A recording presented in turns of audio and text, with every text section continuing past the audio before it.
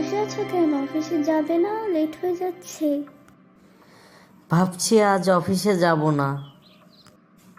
না গেলে কি হবে? তোমার মনে হচ্ছে মনটা অনেক খারাপ, কিছু হয়েছে? হ্যাঁ, আজ একটু আমার মন খারাপ।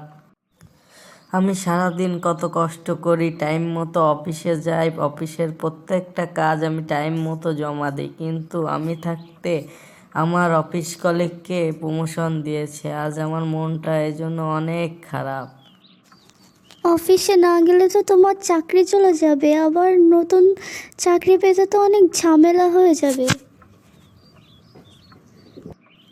চাকরি যাবে যাক, আমি আর অফিসে যাব না। আহা, এমন করে বলে না, মানুষ কি একবারে সফল হতে পারে বলো? আস্তে আস্তে তোমাকে সফল হতে হবে, কোনোভাবেই হাল ছাড়লে হবে না। একটা কথা কি জানো, একটা শিশু কিন্তু একবারে হাঁটতে পারে না, তাকে আস্তে আস্তে উঠে দাঁড়াতে হয়। সো তোমাকেও আস্তে আস্তে উঠে দাঁড়াতে হবে, ভেঙে পড়লে চলবে না, কোনোভাবেই চলবে না। আর আমি তো তোমার পাশে আছি, কখনো মন খারাপ করবে না, কোনো টেনশন নিবা না, আমি সবসময় তোমাকে সাপোর্ট করব। সো কোনো প্যারা নেই। আর মন খারাপ করো না তো, আমি যা বুঝিয়েছি সেগুলো মাথায় ঢুকিয়ে নাও। এখন আমি তোমার জন্য এক কাপ চা নিয়ে আসি, সেটা খেয়ে ঠান্ডা মাথায় অফিসে চলে যাও, ঠিক আছে?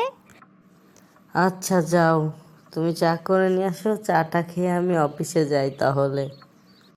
ওগো শুনছো, আজ অফিসে কি হয়েছে তুমি জানো? কি হয়েছে বলো তো, আজ তোমাকে এত খুশি খুশি লাগছে কেন? আচ্ছা তোমার পাশে বসে বলতেছি। হ্যাঁ, এখন বলো। ওগো জানো, তোমার কথায় আমি উৎসবে সব কাজ মন দিয়ে করেছি। আমি কোনোভাবেই হাল ছাড়িনি, অনেক কষ্ট করেছি, যার জন্য আমার বস আমাকে আজ প্রমোশন দিয়েছে। তাই আমি আজ অনেক খুশি। তোমার মতো স্ত্রী পাশে থাকলে প্রতিটা পুরুষ সফলতার দ্বার প্রান্তে পৌঁছাতে পারবে।